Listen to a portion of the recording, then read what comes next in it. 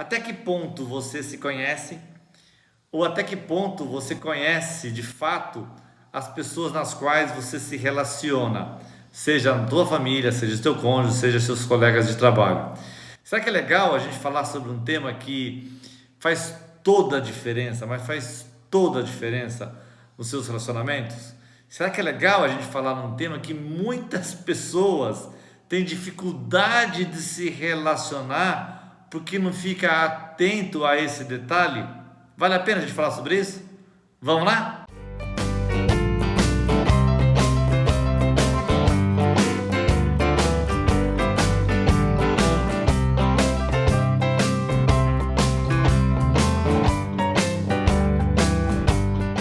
Pense nisso.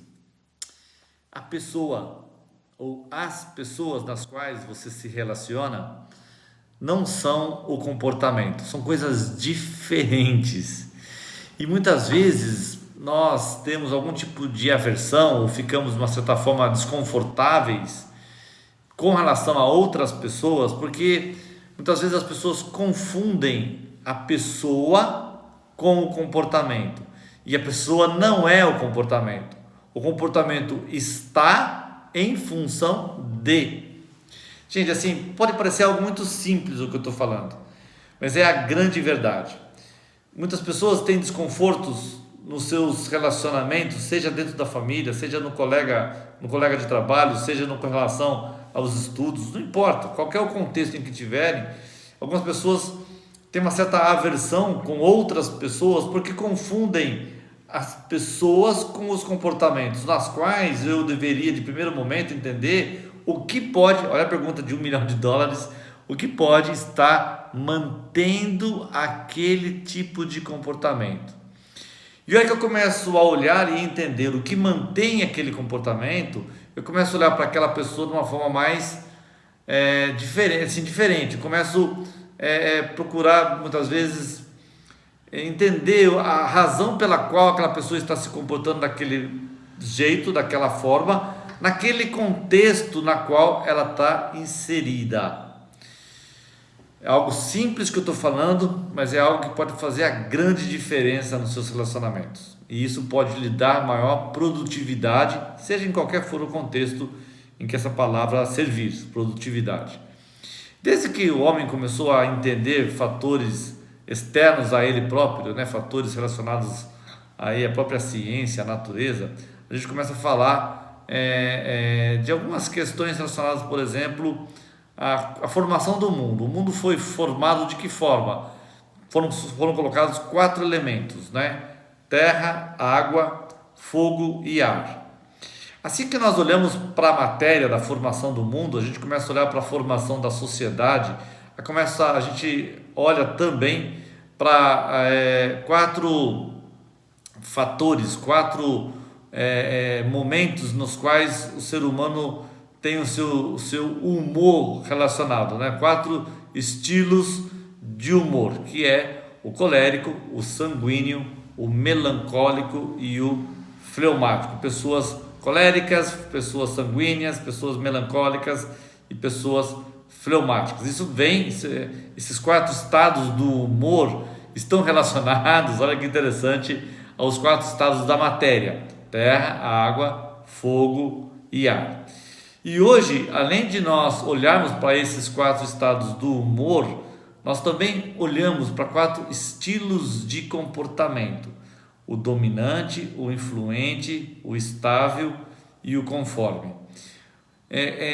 É importante a gente tentar entender esses estilos comportamentais, principalmente os estilos preferenciais de comportamento, para que nós não rotulemos as pessoas e falemos que a pessoa é extremamente dominante ou é extremamente influente. Não importa. O que importa, nós entendemos o que mantém esse estilo comportamental nela e até que ponto esse estilo comportamental é ou não favorável para o nosso relacionamento. E até que ponto o entendimento desse estilo comportamental pode fazer com que eu me relacione melhor ou pior com essa pessoa. assim, um estilo comportamental que normalmente gera algum tipo de atrito ou de conflito é, por exemplo, o estilo dominante, né? Vou falar de dois praticamente, né? O dominante é aquela pessoa que procura dominar tudo no que está ali, e quando uma pessoa dominante tem algum tipo de conflito, algum tipo de desconforto com uma outra pessoa também dominante, a chance de você ter problema de relacionamento é muito grande. Novamente, a pergunta que eu falei no início desse vídeo, eu não posso confundir o estilo comportamental ou o comportamento da pessoa com a pessoa.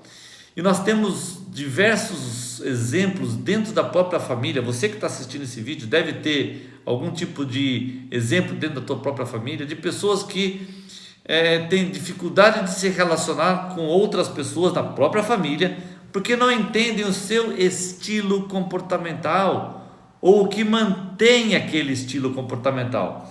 Como eu acabei de falar, a dominância é um estilo comportamental que normalmente gera algum tipo de desconforto nas relações, principalmente quando você tem mais de uma pessoa dominante no mesmo ambiente. Aí a chance de você ter inveja, a chance de você ter algum tipo de ciúmes, a chance de você ter algum tipo de mais ou menos prepotência ou algum desconforto nesses relacionamentos é muito grande.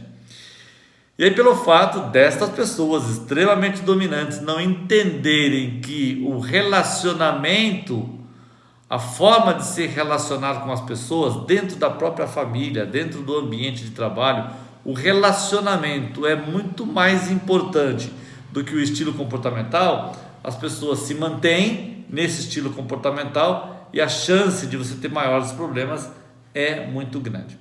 Olha a importância que é você procurar entender os estilos comportamentais das pessoas nas quais você se relaciona, não só no ambiente de trabalho, mas também no ambiente familiar. Eu, Luiz Matos, já tenho esse conhecimento, já tenho essa ideia há muitos anos atrás. Eu tenho os meus relatórios comportamentais, meus Luiz Antônio, e tenho também na minha família. Eu sei praticamente qual é o estilo preferencial em termos de comportamento dos meus filhos e da minha esposa, do meu cônjuge, da minha cônjuge.